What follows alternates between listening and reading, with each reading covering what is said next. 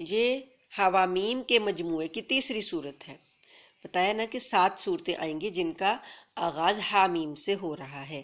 تو یہ عروس القرآن کہلاتی ہیں یہ 7 صورتیں، قرآن پاک کی دلہنیں، یعنی کہ ان میں زبان نہایت فصیح و بلیغ استعمال کی گئی اور ادبی تو شاہکار ہیں یہ.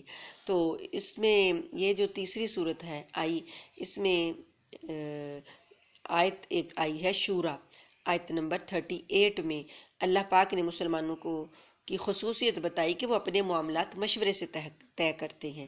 تو مشورے کے لیے عربی لفظ ہے شورا، اسی بنا پر اس صورت کا نام سورہ شورا ہے. بسم اللہ الرحمن الرحیم. حامیم عین سین قاف كذلك يوحي إليك وإلى الذين من قبلك الله العزيز الحكيم له ما في السماوات وما في الأرض وهو العلي العظيم. تكاد السماوات يتفطرن من فوقهن والملائكة يسبحون بحمد ربهم ويستغفرون لمن في الأرض ألا إن الله هو الغفور الرحيم. حامیم عین سین قاف حروف مقطعات ہیں. اے پیغمبر، اللہ جو عزیز و حکیم ہے تم پر اور تم سے پہلے جو پیغمبر ہوئے ہیں ان پر اسی طرح وحی نازل کرتا ہے. جو کچھ آسمانوں میں ہے اور جو کچھ زمین میں ہے سب اسی کا ہے، اور وہی ہے جو برتری اور عظمت کا مالک ہے. ایسا لگتا ہے کہ آسمان اوپر سے پھٹ پڑیں گے اور فرشتے اپنے پروردگار کی حمد کے ساتھ اس کی تسبیح کر رہے ہیں اور زمین والوں کے لیے استغفار کر رہے ہیں. یاد رکھو کہ اللہ ہی ہے جو بہت بخشنے والا بڑا مہربان ہے. مطلب یہ ہے کہ فرشتے جو ہیں وہ اتنی بڑی تعداد میں اللہ تعالیٰ کی عبادت میں مصروف ہیں، ایسا لگتا ہے کہ ان کے بوجھ سے آسمان پھٹ پڑیں گے. فرشتوں کی تعداد کے بارے میں روایات میں آتا ہے کہ ان کی تعداد اتنی زیادہ ہے کہ جو فرشتے ایک بار اللہ کے عرش کا طواف کر لیتے ہیں دوبارہ ان کی کبھی باری نہیں آتی. اور ایک یہ مثال دی گئی ہے کہ جو زمین اور آسمان کی ڈیوٹیز جو انجام دیتے ہیں جو فرشتے ایک بار زمین میں آتے ہیں پھر دوبارہ ان کی باری دوبارہ نہیں آتی، یعنی کہ اتنی تعداد ہے تو باری باری آتے ہیں. تو یہ جو فجر کے وقت فرشتے آتے ہیں اور اعمال لے کر جاتے ہیں، اور عصر کے وقت، یہ 2 اوقات میں فرشتے جمع ہوتے ہیں. تو جب ابھی فجر کے وقت کے فرشتے موجود ہوتے ہیں تو دوسرے فرشتے ان کی ڈیوٹی لینے آ جاتے ہیں، اگلی ڈیوٹی کے لیے جب آ جاتے ہیں تو یہاں پر ان کی ملاقات ہوتی ہے. تو اس لیے اس اوقات کو کہا گیا کہ فرشتوں کے جمع ہونے کا وقت. پھر یہ گواہیاں بنتی ہیں، یہ گواہی دیتے ہیں کہ اللہ پاک کے پاس جو فرشتے واپس چلے جاتے ہیں تو وہاں پر گواہی دیتے ہیں. اللہ پاک پوچھتے ہیں کہ میرے بندے کو تم نے کس حال میں چھوڑا؟ تو وہ کہتے ہیں کہ وہ فجر کے لیے اٹھا ہوا تھا، نماز پڑھ رہا تھا، قرآن پڑھ رہا تھا. یا عصر کے وقت جاتے ہیں تو وہ بھی یہی گواہی دیتے ہیں کہ اے اللہ ہم نے اسے نماز کی حالت میں چھوڑا، وہ نماز پڑھ رہا تھا یا پڑھ چکا تھا یا تیرا ذکر کر رہا تھا. تو یہ گواہیاں فرشتوں کی اللہ تعالیٰ جمع کر رہے ہیں. اور جب قیامت میں اللہ پاک نے فرمایا نا کہ ہم گواہوں کو حاضر کر دیں گے، تو فرشتے بھی گواہی دیں گے انسان کی نیکی کی بھی اور اس کی برائی کی بھی. تو جو سویا رہا ہوگا، فجر میں نہیں اٹھا ہوگا، اس کی گواہی یہ ہوگی کہ وہ تو سویا ہوا تھا اور اس نے آپ کی یاد نہیں کی، اس نے آپ کی یاد کے لیے وہ نہیں اٹھا. تو یہ فرشتوں کی تعداد جو ہے اللہ پاک بتاتے ہیں کہ اتنی زیادہ ہے کہ ممکن ہے کہ آسمان ان کے بوجھ سے پھٹ جائے. بہرحال یہ فرشتے زمین والوں کے لیے بھی استغفار کرتے ہیں. جو اللہ کے نیک بندے ہیں اور زمین پر اللہ کی عبادت کر رہے ہیں تو اللہ کے جو محبوب بندے ہیں، اللہ تعالیٰ فرشتوں کو کہتا ہے کہ یہ میرے محبوب بندے ہیں. جب اللہ کسی سے محبت کرنے لگتا ہے، بندہ اللہ کا قرب چاہتا ہے اور اللہ کے ساتھ اپنا رشتہ تعلق بنانے میں آگے بڑھتا ہے تو اللہ تعالیٰ بھی اس کے قریب ہو جاتا ہے، اسے اپنا قرب عطا کر دیتا ہے. وہ اللہ سے محبت کرتا ہے تو اللہ بھی اس سے محبت کرنے لگتے ہیں. پھر اللہ تعالیٰ فرشتوں کو کہتے ہیں، جبرائیل علیہ السلام کو بلاتے ہیں اور انہیں کہتے ہیں کہ میں فلاں بندے سے محبت کرتا ہوں، تم بھی اس سے محبت کرو. جبرائیل علیہ السلام کو کہتے ہیں کہ دوسرے فرشتوں کو بھی یہ خبر پہنچا دو۔ پھر جبرائیل علیہ السلام آ کر دوسرے فرشتوں سے کہتے ہیں کہ اللہ فلاں بندے سے محبت کرتا ہے، میں بھی اس سے محبت کرتا ہوں، تم بھی اس سے محبت کرو۔ تو جبرائیل علیہ السلام اور دوسرے فرشتے بھی اس اللہ کے محبوب سے محبت کرنے لگتے ہیں۔ پھر کائنات کی ساری جو چیزیں ہیں ان میں یہ اعلان کر دیا جاتا ہے، کائنات کی جو دوسری مخلوقات ہوتی ہیں ان میں بھی یہ اعلان کر دیا جاتا ہے کہ لوگوں سنو، اللہ فلاں بندے سے محبت کرتا ہے تو تم بھی اس سے محبت کرو۔ وہ چیزیں بھی محبت کرنے لگتی ہیں اور اس بندے کی محبت اللہ تعالیٰ لوگوں کے دلوں میں ڈال دیتا ہے۔ تو آپ دیکھیں کہ جس شخص سے کوئی لوگ زیادہ محبت کر رہے ہیں تو وہ محبت اللہ نے ان کے دلوں میں ڈالی ہوتی ہے کہ وہ اللہ کا پسندیدہ بندہ ہوتا ہے، تو لوگ اس سے اللہ تعالیٰ اس کی محبت لوگوں کے دلوں میں ڈال دیتے ہیں۔ تو اللہ پاک فرماتے ہیں آیت نمبر 6 میں، اور جن لوگوں نے اس کے سوا دوسروں کے رکھوالے بنا رکھے ہیں اللہ ان پر نگرانی رکھے ہوئے ہے اور تم ان کے ذمہ دار نہیں ہو۔ اور اسی طرح ہم نے یہ عربی قرآن تم پر وحی کے ذریعے بھیجا ہے تاکہ تم مرکزی بستی مکہ اور اس کے ارد گرد والوں کو اس دن سے خبردار کرو جس میں سب کو جمع کیا جائے گا۔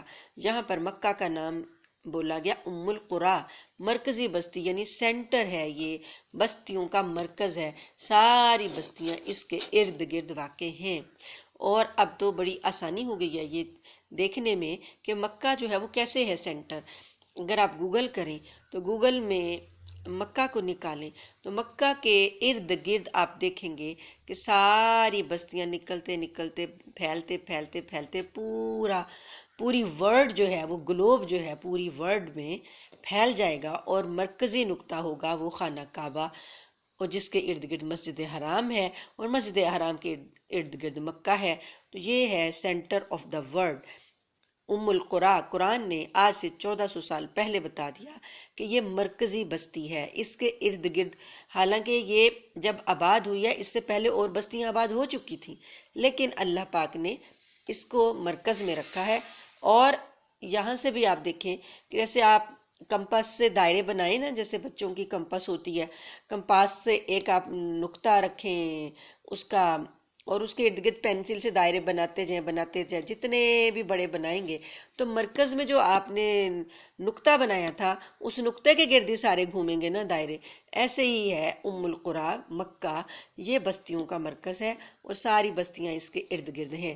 لیکن یہ مطلب بھی آپ دیکھیں کہ جب خانہ کعبہ میں نماز ہو رہی ہوتی ہے تو خانہ کعبہ کو جب اس کی تصویر دیکھی جاتی ہے تو کیسی ہوتی ہے، درمیان میں خانہ کعبہ ہے، ارد گرد صفیں ہیں، دائرہ بنتے بنتے بنتے صفیں ساری پھیلی ہوئی ہیں، تو ایک دائرے کی شکل میں سارا کچھ جو ہے وہ ہمیں نظر آتا ہے۔ تو یہ زمین کا نقشہ بھی اگر اوپر سے جا کر دیکھا جائے، آسمان والوں کو جب زمین نظر آتی ہے تو ایسی ہی نظر آتی ہے کہ سینٹر میں مکہ ہے اور اس کے ارد گرد ساری دنیا کی بستیاں واقع ہیں۔ تو اللہ پاک نے بتایا کہ یہ اس لیے تاکہ جو اس کے ارد گرد کی بستیاں ہیں ان کو خبردار کر دو قیامت کے دن سے کہ جس میں سب کو جمع کیا جائے گا اور جس کے آنے میں کوئی شک نہیں ہے، ایک گروہ جنت میں جائے گا اور ایک گروہ بھڑکتی ہوئی آگ میں۔ اور اگر اللہ چاہتا تو ان سب کو ایک ہی جماعت بنا دیتا، لیکن وہ جس کو چاہتا ہے اپنی رحمت میں داخل کرتا ہے، اور جو ظالم لوگ ہیں ان کا نہ کوئی رکھوالا ہے نہ کوئی مددگار۔ کیا ان لوگوں نے اس کو چھوڑ کر دوسرے رکھوالے بنا لیے ہیں؟ سچ تو یہ ہے کہ رکھوالا اللہ ہی ہے، اور وہی مردوں کو زندہ کرتا ہے اور وہی ہر چیز پر قادر ہے۔ تم جس بات میں بھی اختلاف کرتے ہو اس کا فیصلہ اللہ ہی کے سپرد ہے۔ لوگو، وہی اللہ ہے جو میرا پروردگار ہے، اسی پر میں نے بھروسہ کیا ہے، اسی سے میں لو لگاتا ہوں۔ اور آسمانوں اور زمین کا پیدا کرنے والا وہ ہے، اس نے تمہارے لیے تمہاری ہی جنس سے جوڑے پیدا کیے ہیں اور مویشیوں کے بھی جوڑے بنائے ہیں، اور اسی ذریعے سے وہ تمہاری نسل چلاتا ہے، کوئی چیز اس کے مثل نہیں، لیسا کمثلہ شیء، اللہ کے مثل کوئی چیز نہیں ہے۔ ہم اللہ کی مثال تمثیل نہیں بنا سکتے کہ ہم کہیں کہ اللہ ایسا ہے، کیسا ہے، کس کے جیسا ہے، کوئی تمثیل نہیں دے سکتے۔ اللہ ویسا ہی ہے جیسا کہ وہ خود چاہتا ہے، جیسا وہ اس کی ذات کے شان ہے، جیسا کہ اس کی ذات کو زیبا ہے، جیسا کہ اس کی ذات کے لائق ہے، وہ ویسا ہی ہے۔ قرآن پاک میں آتا ہے کہ اللہ کے ہاتھ ہیں، اللہ نے ایک ہاتھ پر زمین کو سمیٹنا ہے اور ایک ہاتھ پر آسمان کو سمیٹنا ہے. پھر اللہ پاک ایک جگہ فرماتے ہیں یداہ مبسوطتان، اللہ کے ہاتھ دونوں بڑے کشادہ ہیں. اب ہم یہ نہیں سمجھ سکتے کہ اس کے ہاتھ ہمارے ہاتھ جیسے ہیں. کیسے ہیں وہ اللہ ہی جانتا ہے. تو اللہ کی کوئی مثال نہیں ہم دے سکتے. پھر اللہ پاک نے فرمایا کہ اللہ نور السماوات والارض، اللہ زمین اور آسمان کا نور ہے. کیسا نور ہے؟ مثل نورہ کمشکات فی زجاجہ، ہم نے پڑھا نا اس میں سورہ نور میں، اس کے نور کی مثال ہے ایک شیشے کی طرح.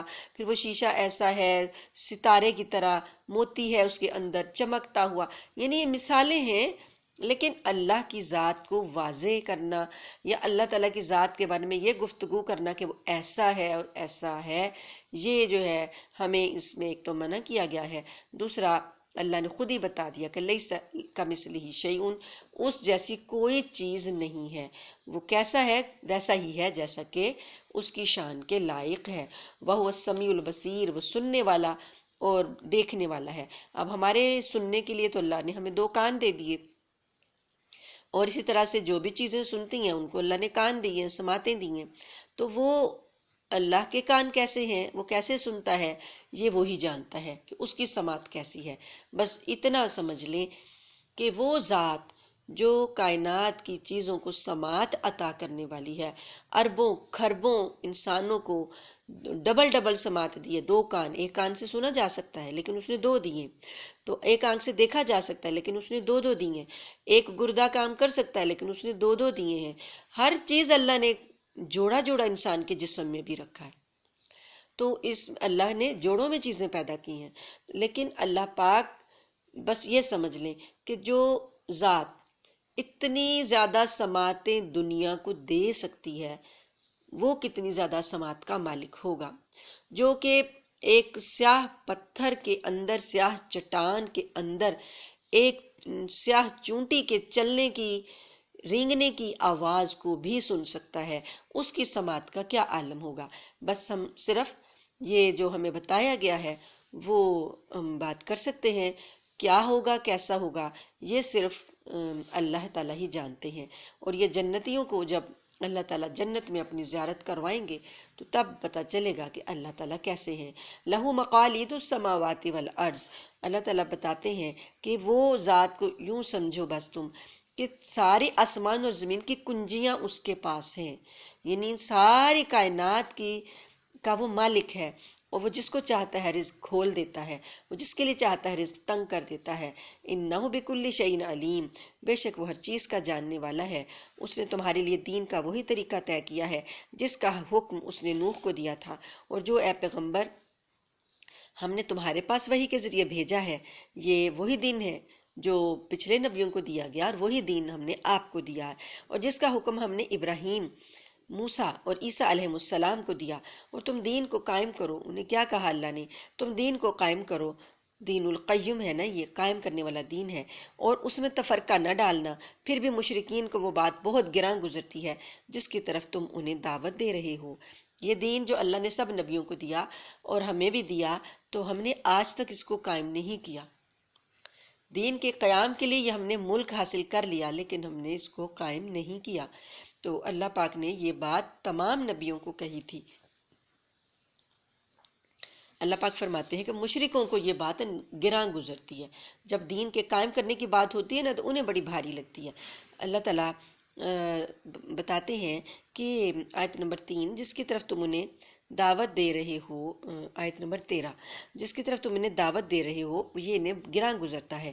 اللہ جس کو چاہتا ہے چن کر اپنی طرف کھینچ لیتا ہے، اور جو کوئی اس سے لو لگاتا ہے اسے اپنے پاس پہنچا دیتا ہے. اور لوگوں نے آپس کی عداوتوں کی وجہ سے دین میں جو تفرقہ ڈالا ہے وہ اس کے بعد ہی ڈالا ہے. یعنی جب ان کے پاس یقینی علم آ چکا تھا. اب تو تفرقہ ختم ہونا چاہیے تھا کہ کیونکہ یقینی علم آ گیا ہے، لیکن انہوں نے بعد میں اس میں تفرقہ ڈال دیا. اور اگر تمہارے پروردگار کی طرف سے ایک معین مدت تک کے لیے ایک بات پہلے سے طے نہ ہوتی تو ان کا فیصلہ ہو چکا ہوتا. اللہ نے ایک مقرر کر دیا عذاب کا وقت، اس لیے ڈھیل ہو رہی ہے، دیر ہو رہی ہے، ورنہ تو جو حرکتیں ہیں ان کی اس کی وجہ سے فوراً عذاب کا فیصلہ ہو چکا ہوتا. اور ان لوگوں کے بعد جن کو کتاب کا وارث بنایا گیا ہے، کتاب کا وارث جو بعد کی نسل آئی اسے اللہ نے کتاب کا وارث بنایا، اس کے بارے میں وہ ایسے شک میں پڑے ہوئے ہیں جس نے انہیں خلجان میں ڈال دیا ہے۔ ایسا لگتا ہے جیسے یہ آیت ہمارے ہی بارے میں نازل ہوئی ہو کہ ہمیں وارث بنایا گیا تھا کہ ہم کتاب کے اور نبی کے تعلیمات کے وارث ہوتے اور اس کتاب کو سنبھالتے اور اس کے احکام کو نافذ کرتے، لیکن ایسا لگتا ہے کہ جیسے الجھن میں ڈال دیا گیا ہے۔ لہٰذا اے پیغمبر صلی اللہ علیہ وآلہ وسلم، تم اسی بات کی طرف لوگوں کو دعوت دیتے رہو، اور جس طرح تمہیں حکم دیا گیا ہے اسی طرح دین پر جمے رہو، اور ان لوگوں کی خواہشات کے پیچھے نہ چلو، اور کہہ دو کہ میں تو اس کتاب پر ایمان لایا ہوں جو اللہ نے نازل کی ہے، اور مجھے حکم دیا گیا ہے کہ میں تمہارے درمیان انصاف کروں۔ اللہ ہمارا بھی رب ہے اور تمہارا بھی رب، ہمارے اعمال ہمارے لیے ہیں اور تمہارے اعمال تمہارے لیے، ہمارے اور تمہارے درمیان اب کوئی بحث نہیں۔ اللہ ہم سب کو جمع کرے گا اور اسی کے پاس آخر سب کو لوٹنا ہے۔ اور جو لوگ اللہ کے بارے میں بحثیں نکالتے ہیں جبکہ لوگ اس کی بات مان چکے ہیں، ان کی بحث ان کے پروردگار کے نزدیک باطل ہے، اور ان پر اللہ کا غضب ہے اور ان کے لیے سخت عذاب۔ یعنی اللہ کا یقین لوگوں نے کیا ہوا، اب وہ بحثوں میں الجھا کر ان کو اور طرف لے کر جا رہے ہیں۔ تو اللہ پاک نے بتایا کہ یہ اللہ کے نزدیک باطل عمل ہے کہ کسی کا یقین اللہ پر خراب کرنا، اللہ کے بارے میں، اللہ کے رسول کے بارے میں اس کا یقین خراب کرنا اور بحثوں میں الجھا کر نئے نئے اندر سے نکتے نکالنا۔ یہ جو ہمارے آج کل کے ٹی وی ٹاک شوز ہیں، انہوں نے یہ ذمہ داری اٹھائی ہوئی ہے کہ یہ مین میخ نکال کے، بال کی کھال اتار کے، طرح طرح کے شکوک و شبہات اور دین میں اور رسول میں اور دین کے نظام میں طرح طرح کی شکوک و شبہات اور فرقہ بندیوں میں نکال نکال کے لوگوں کے سامنے لا کر یہ سمجھ رہے ہیں کہ ہم کوئی لوگوں کو وہ تعلیم دے رہے ہیں یا لوگوں کو شعور دے رہے ہیں، حالانکہ یہ لوگوں کے دلوں میں شکوک پیدا کرتے ہیں، ان کے ایمان کو خراب کرتے ہیں۔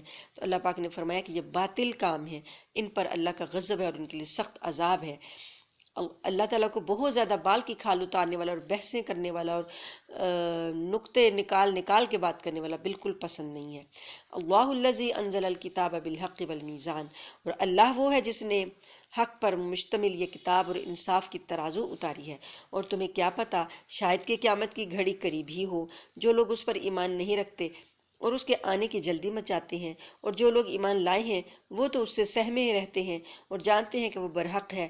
ارے جو لوگ قیامت کے بارے میں بحثیں کر رہے ہیں وہ گمراہی میں بہت دور چلے گئے ہیں۔ اللہ اپنے بندوں پر بہت مہربان ہے، وہ جس کو چاہتا ہے رزق دیتا ہے، اور وہی ہے جو قوت کا بھی مالک ہے، اقتدار کا بھی مالک۔ جو شخص آخرت کی کھیتی چاہتا ہو ہم اس کی کھیتی میں اور اضافہ کریں گے، اور جو شخص صرف دنیا کی کھیتی چاہتا ہو ہم اسے اسی میں سے دے دیں گے، اور آخرت میں اس کا کوئی حصہ نہیں۔ کیا ان کافروں کے کچھ ایسے شریک ہیں جنہوں نے ان کے لیے ایسا دین طے کر دیا ہے جس کی اللہ نے اجازت نہیں دی؟ ان کے کافروں کے شریکوں نے دین ان کو دے دیا ہے اور وہ دین کی اللہ نے اجازت نہیں دی ہے، اور اگر اللہ کی طرف سے فیصلہ کن بات طے شدہ نہ ہوتی تو ان کا معاملہ چکا دیا گیا ہوتا۔ یقین رکھو کہ ان ظالموں کے لیے بڑا دردناک عذاب ہے۔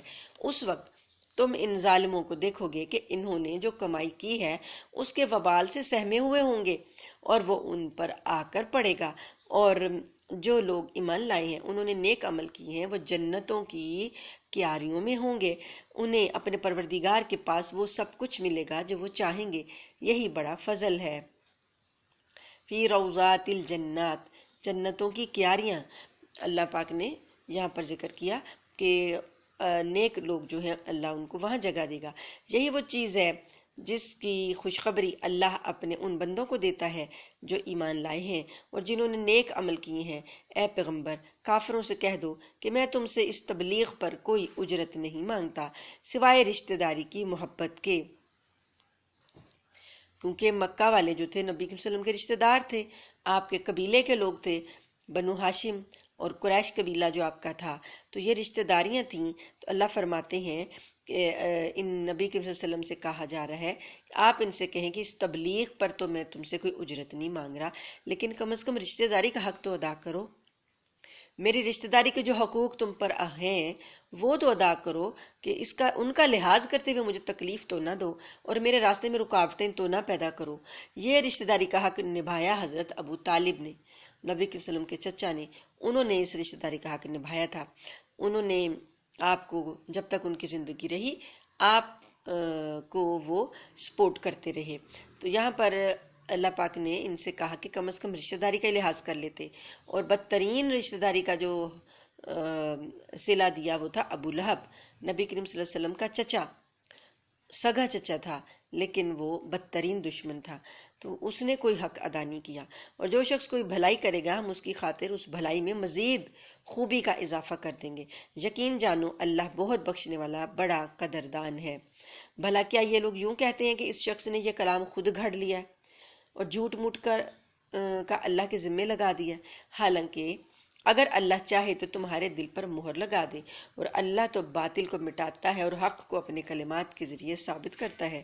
یعنی نبی کے وسلم پر یہ جھوٹ باندھ رہے ہیں، تو اگر اللہ چاہتا تو یہ کلام آپ تو نہیں پیش کر سکتے تھے نا، وہ تو چاہتا تو دل پر مہر لگا دیتا اور آپ کو قدرت ہی نہ ہوتی کلام پیش کرنے کی۔ تو اللہ فرماتے ہیں کہ اللہ تعالیٰ حق کو اپنے کلمات کے ذریعے ثابت کرتا ہے اور باطل کو مٹاتا ہے۔ انہ علیم بذات الصدور، یقیناً وہ سینوں میں چھپی ہوئی بات تک کو جانتا ہے، اور وہی ہے جو اپنے بندوں کی توبہ قبول کرتا ہے اور گناہوں کو معاف کرتا ہے، اور جو کچھ تم کرتے ہو اس کا پورا علم رکھتا ہے۔ اور جو لوگ ایمان لائے ہیں اور جنہوں نے نیک عمل کیے ہیں وہ ان کی دعا سنتا ہے اور انہیں اپنے فضل سے اور زیادہ دیتا ہے، اور کافروں کے لیے سخت عذاب ہے۔ آیت نمبر 27، اور اگر اللہ اپنے تمام بندوں کے لیے رزق کو کھلے طور پر پھیلا دیتا تو وہ زمین میں سرکشی کرنے لگتے، مگر وہ ایک خاص انداز سے جتنا چاہتا ہے رزق اتارتا ہے۔ یقیناً وہ اپنے بندوں سے پوری طرح باخبر ہے، ان پر نظر رکھنے والا ہے، اور وہی ہے جو لوگوں کے نا امید ہونے کے بعد بارش برساتا ہے اور اپنی رحمت پھیلا دیتا ہے، اور وہی ہے جو سب کا قابل تعریف رکھوالا ہے۔ اور اللہ کی نشانیوں میں سے ہے آسمانوں اور زمین کی پیدائش اور وہ جاندار جو اس نے ان دونوں میں پھیلا رکھے ہیں۔ آسمان اور زمین کے درمیان جتنے جاندار ہیں یہ اللہ کی نشانیاں ہیں، وہ جب چاہے ان کو جمع کرنے پر پوری قدرت رکھتا ہے۔ ابھی تو پھیلا دیے ہیں نا جاندار، پھر جب چاہے گا اللہ پاک ان کو سب کو اکٹھا کر لے گا۔ اور تمہیں جو کوئی مصیبت پہنچتی ہے وہ تمہارے اپنے ہاتھوں کے کیے ہوئے کاموں کی وجہ سے پہنچتی ہے، اور بہت سے کاموں سے تو وہ درگزر ہی کرتا ہے۔ اللہ پاک بہت درگزر کرنے والے ہیں۔ اگر انسان کے ہر عمل پر اللہ اس کو مصیبت میں مبتلا کرنے لگے تو کوئی بھی انسان جو ہے وہ زندہ نہ بچے۔ اور اللہ نے فرمایا کہ وہ تو درگزر کرتا رہتا ہے بہت زیادہ، پھر بھی جو کوئی مصیبتیں پہنچتی ہیں وہ تمہارے اپنے ہاتھوں کے کیے ہوئے کاموں کی وجہ سے پہنچتی ہیں، اور تمہاری مجال نہیں ہے کہ زمین میں اللہ کو عاجز کر سکو، اور اللہ کے سوا تمہارا نہ کوئی رکھوالا ہے نہ مددگار۔ آیت نمبر 32، اور اس کی نشانیوں میں سے ہیں سمندر میں یہ پہاڑوں جیسے جہازوں کو کی جو سائز ہے اللہ پاک نے ایسے بتایا جیسے زمین میں اللہ نے پہاڑ رکھے ہیں، تو تمہارے اتنے بڑے بڑے جہاز جو ہیں پہاڑوں کی طرح پانی پہ پہاڑوں جیسی جسامت رکھنے والے پانی میں تیر رہے ہیں اتنے بھاری ہونے کے باوجود۔ تو اللہ پاک نے فرمایا کہ اس کی نشانی ہے، یہ بات نشانی ہے کہ پانی کے اوپر جو چیز کو وہ جہاز تیر رہا ہے یہ بہت بڑی نشانی ہے اللہ پاک کی۔ اس کے لیے اللہ پاک نے اس کو پش کرنے کے لیے جو فورس دی ہے وہ ہوا کی دی ہے، تو اگر اللہ چاہے تو ہوا کو ٹھہرا دے جس سے یہ سمندر کی پشت پر کھڑے کے کھڑے رہ جائیں گے، چل ہی نہیں سکتے، جہاں کھڑے وہیں کھڑے رہیں گے۔ یقیناً اس میں ہر اس شخص کے لیے بڑی نشانیاں ہیں جو صبر کا خوگر ہو اور شکر کا بھی، صبر بھی کرے اور ساتھ میں شکر بھی کرے، تو پھر اللہ کی طرف سے یہ نشانی اس پر واضح ہوگی اور اسے پتہ چلے گا اللہ کی قدرت کا۔ یا اگر اللہ چاہے تو ان جہازوں کو لوگوں کے بعض اعمال کی وجہ سے تباہ ہی کر دے۔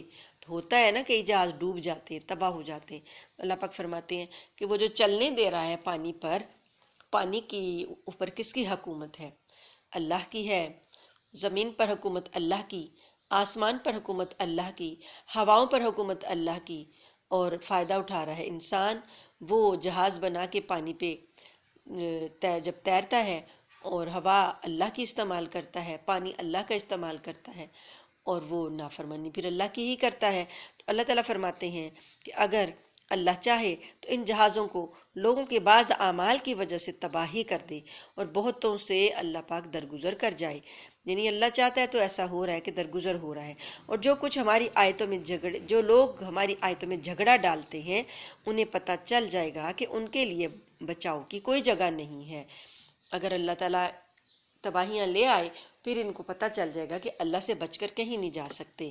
غرض تمہیں جو چیز دی گئی ہے وہ دنیاوی زندگی کی متاع ہے، پونجی ہے. فمتاع الحیات الدنیا فما اوتیتم من شیء، یعنی اتنی نعمتیں، اتنی بے بہا اور بیش قیمت نعمتیں، ہوائیں اور پانی اور دریا اور پہاڑ اور دنیا اور یہ موسم اور یہ جو زمینیں اور جائیدادیں اور اولادیں ہیں.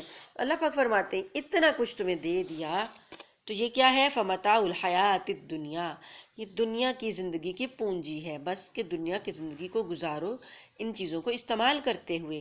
وما عند اللہ خیر، اور جو اللہ کے پاس ہے وہ تو بہت اچھا ہے، بہت زیادہ بہتر ہے اس چیز سے جو دنیا میں دیا گیا. وابقا، اور باقی رہنے والا ہے. دنیا کی زندگی ختم ہو جائے گی، دنیا کی نعمتیں ختم ہو جائیں گی، آخرت ہمیشہ باقی رہنے والی ہے. للذین آمنوا، کس کے لیے؟ ان لوگوں کے لیے جو ایمان لائے. وعلی ربہم یتوکلون، اور اپنے رب پر وہ بھروسہ کرتے ہیں. ایمان والوں کو اللہ تعالیٰ وہ ابدی زندگی اور بہتر زندگی عطا کرے گا جنہوں نے اپنے رب پر بھروسہ کیا، ایمان کے بعد بھروسہ بھی کیا.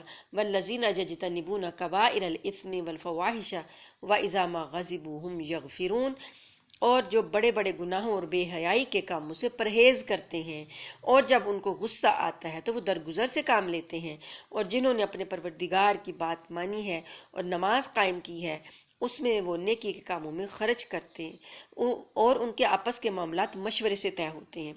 نماز کے بعد اللہ پاک نے شورا کا ذکر کیا کہ یہ لوگ جو مومن ہیں ان کے نماز قائم کرتے ہیں اور اپنے باہمی مسائل جو ہیں وہ مشورے سے طے کرتے ہیں. وَأَمْرُهُمْ شُورَى بَيْنَهُمْ، تو یہ جو مجلس شورا ہے یہ نبی کریم صلی اللہ علیہ وسلم کے زمانے سے چلی آ رہی ہے. آپ صلی اللہ علیہ وآلہ وسلم حالانکہ نبی تھے اور سب سے زیادہ علم والے تھے، آپ کی فہم اور فراست اور بصیرت سب سے زیادہ تھی اور اللہ تعالیٰ کی رہنمائی میں آپ بات کرتے تھے، تب بھی آپ نے اپنے صحابہ کرام سے ہر معاملے میں مشورہ کیا. مجلس شورا بنائی جو کہ جو بھی اہم معاملہ درپیش ہوتا تو مشورہ کیا جاتا. تو نبی کریم صلی اللہ علیہ وسلم کا فرمان ہے کہ مشورے میں خیر ہے. جب بھی کوئی اہم معاملہ درپیش ہو تو باہم مشورہ کر لینا چاہیے، اس سے معاملہ میں خیر بڑھتی ہے. اور اللہ پاک فرماتے ہیں کہ ان کی ایک خوبی یہ ہے کہ مومنوں کی جن کے لیے اللہ پاک نے ابدی نعمتیں تیار کی ہیں، ان کی ایک خوبی یہ ہے کہ جو رزق ہم نے ان کو دیا ہے اس میں سے خرچ کرتے ہیں. اب رزق جو ہے ہمارا کھانا پینا ہی رزق نہیں ہے، کھانا پینا اس کے ساتھ ہماری صحت بھی رزق ہے، ہماری اولادیں بھی رزق ہیں، ہمارے گھر بار بھی، نعمتیں بھی، صلاحیتیں بھی، جو کچھ اللہ نے ہمیں دیا، جو ہمارا توانائیاں ہیں وہ بھی رزق ہیں. تو یہ اللہ کی دین ہے جو اس نے ہمیں دی، اس کو اللہ کی راہ میں خرچ کرنا ہے. وقت کو خرچ کریں اللہ کی راہ میں، صلاحیتوں کو، توانائیوں کو، طاقتوں کو، اولادوں کو، اپنے پیسے کو، اپنے رزق کو، جو بھی اللہ نے نعمتیں دی ہیں ساری کی ساری اللہ کی راہ میں خرچ کرتے ہیں یہ لوگ. تو یہ ان کو پھر ابدی زندگی کی نعمتیں ملیں گی. والذین اذا اصابهم البغی هم ینتصرون، اور یہ لوگ جو ہیں، یہ مومن بندے جو ہیں، یہ ان کی جو خوبیاں اللہ پاک بتا رہے ہیں ان میں سے ایک خوبی یہ ہے کہ جب ان پر کوئی زیادتی ہوتی ہے تو وہ اپنا دفاع کرتے ہیں. کوئی حملہ کر دے تو پھر اپنا دفاع بھی کرتے ہیں اور پھر اللہ پاک ان کی مدد کرتے ہیں. اور کسی برائی کا بدلہ اسی جیسی برائی ہے، پھر بھی جو کوئی معاف کر دے اور اصلاح سے کام لے تو اس کا ثواب اللہ نے ذمے لیا ہے. کو تکلیف کسی نے کی تو مظلوم کو یہ حق حاصل ہے کہ وہ بدلہ لے سکتا ہے. ظالم سے بدلہ لیا جا سکتا ہے لیکن اتنا ہی لینا ہے جتنا کہ ظلم کیا گیا، جتنی کہ زیادتی کی گئی، اس سے بڑھ کر نہیں لینا. یعنی اگر ایک زخم لگا ہے تو 2 زخم نہیں لگانے، ایک ہی کا بدلہ دیا جائے گا. اور اگر کوئی معاف کر دے تو اللہ پاک فرماتے ہیں کہ اصلاح سے کام لے، یعنی اس نیت سے معاف کرے کہ شاید میری معافی سے یہ بندہ اپنی اصلاح کر لے اور اصلاح کی طرف لوٹ آئے۔ بعض اوقات معافی جو ہوتی ہے وہ اگلے بندے کو دلیر کر دیتی ہے۔ وہ ظالم سمجھتا ہے کہ مجھے تو کسی نے کچھ کہا ہی نہیں، وہ اور دلیر ہوتا ہے۔ تو بعض اوقات جو ہے بدلہ لینا جو ہوتا ہے وہ حالات کے حساب سے ضروری ہوتا ہے تاکہ ظالم کا ہاتھ روکا جا سکے، اور بعض حالات میں معاف کر دینا جو ہوتا ہے وہ بہت فائدہ دے دیتا ہے کہ اگلے بندے کی اصلاح ہو جاتی ہے۔ تو اللہ فرماتے ہیں کہ جس نے معاف کر دیا اور اصلاح کر دی تو اس کا ثواب پھر اللہ کے ذمے ہے۔ آج اس نے جو ظلم برداشت کیا اس کا ثواب اللہ پاک اس کو ضرور دے گا۔ یقیناً اللہ ظالموں کو پسند نہیں کرتا، اور جو شخص اپنے اوپر ظلم ہونے کے بعد برابر کا بدلہ لے تو ایسے لوگوں پر کوئی الزام نہیں ہے۔ برابر کا بدلہ لے گا تو کوئی گناہ نہیں ہوگا اور اللہ تعالیٰ اس کی باز پرس نہیں کریں گے۔ الزام تو ان لوگوں پر ہے جو لوگوں پر ظلم کرتے ہیں اور زمین میں ناحق زیادتیاں کرتے ہیں، ایسے لوگوں کے لیے دردناک عذاب ہے۔ جو زیادتی کریں گے پھر عذاب ان کو ملے گا۔ اور یہ حقیقت ہے کہ جو کچھ صبر سے کام لے اور درگزر کر جائے تو یہ بڑی ہمت کی بات ہے۔ صبر کرنا آسان نہیں ہے، بڑی ہمت کی بات ہے۔ اور جسے اللہ گمراہ کر دے تو اس کے بعد کوئی نہیں ہے جو اس کا مددگار بنے۔ اور جب ظالموں کو عذاب نظر آ جائے گا تو تم انہیں یہ کہتا ہوا دیکھو گے کہ کیا واپس جانے کا کوئی راستہ ہے؟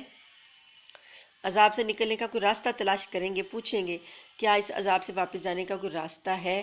حل الی مرد من سبیل وتراہم یعرضون علیہا خاشعین من الذل ینظرون من طرف خفی، اور تم ان کو دیکھو گے کہ دوزخ کے سامنے انہیں اس طرح پیش کیا جائے گا کہ وہ ذلت کے مارے جھکے ہوئے کنکھیوں سے دیکھ رہے ہوں گے، اور جو لوگ ایمان لا چکے ہیں وہ کہہ رہے ہوں گے واقعی اصل خسارے میں وہ لوگ ہیں جنہوں نے قیامت کے دن اپنے آپ کو اور اپنے گھر والوں کو خسارے میں ڈال دیا۔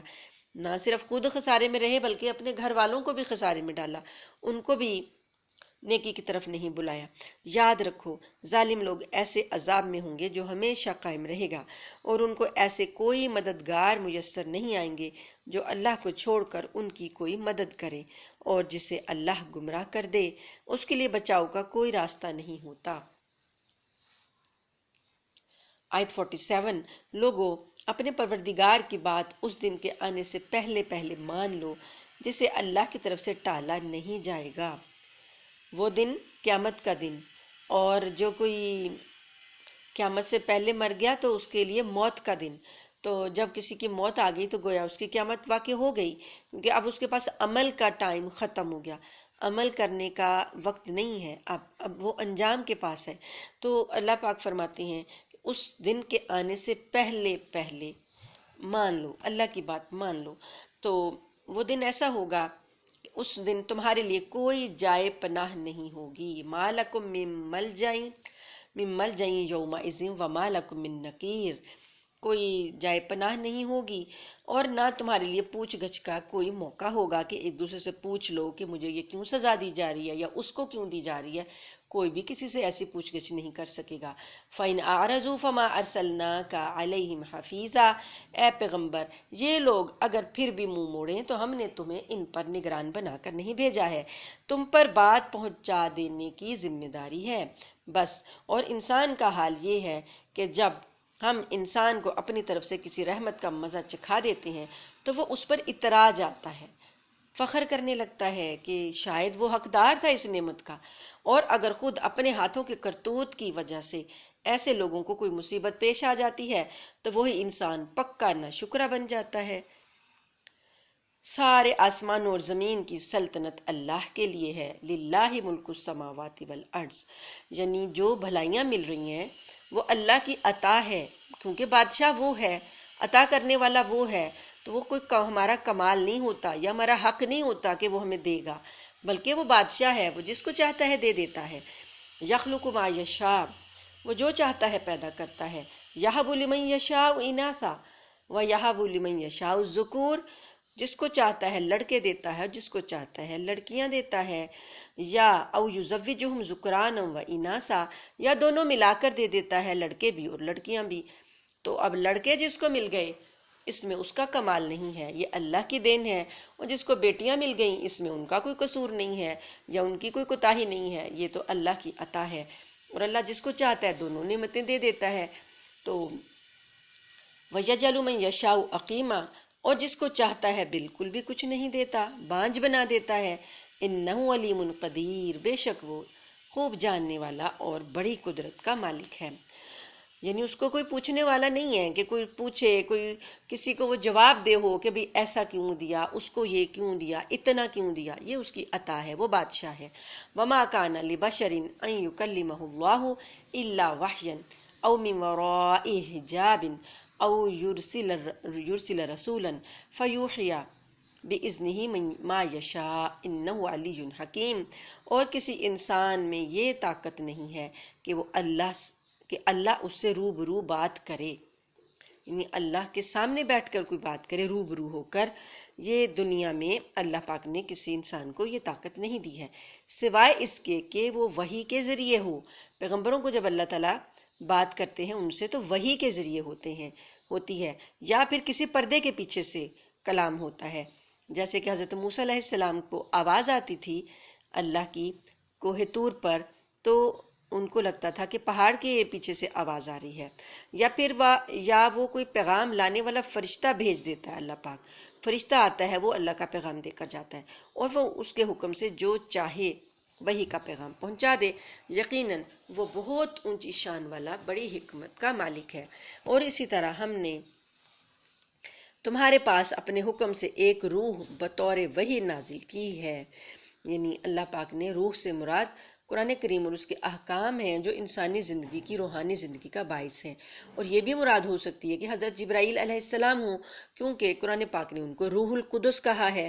تو یہ بات اللہ پاک نبی کریم صلی اللہ علیہ وسلم کو بتا رہے ہیں کہ ہم نے بطور روح جو ہے بطور وحی کے نازل کی ہے، تمہیں اس سے پہلے یہ معلوم نہیں تھا، یعنی وحی آنے سے پہلے آپ یہ نہیں جانتے تھے کہ کتاب کیا ہوتی ہے۔ مل کتاب ما کنت تدری مل کتاب، آپ نے کتاب دیکھی نہیں تھی، آپ کو پتہ ہی نہیں تھا کتاب کیا ہوتی ہے، اور نہ آپ کو یہ پتہ تھا کہ ولل ایمان، ایمان کیا ہوتا ہے، ولیکن جعلناہ نورا نہدی بہ من نشاء من عبادنا، لیکن ہم نے اس قرآن کو ایک نور بنایا ہے جس کے ذریعے ہم اپنے بندوں میں سے جس کو چاہتے ہیں ہدایت دیتے ہیں، اور اس میں کوئی شک نہیں کہ تم لوگوں کو وہ سیدھا راستہ دکھا رہے ہو جو اللہ کا راستہ ہے۔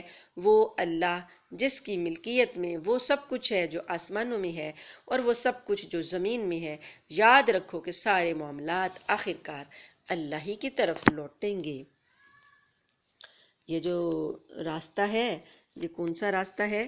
ہدایت کا راستہ جو کہ اللہ نے عطا کیا، اور اللہ وہ کون ہے؟ اللہ آسمانوں اور زمین کا مالک ہے، بادشاہ ہے، اور اسی کی طرف لوٹ کر جانا ہوگا۔ الحمدللہ، سورہ شورى مکمل ہوئی۔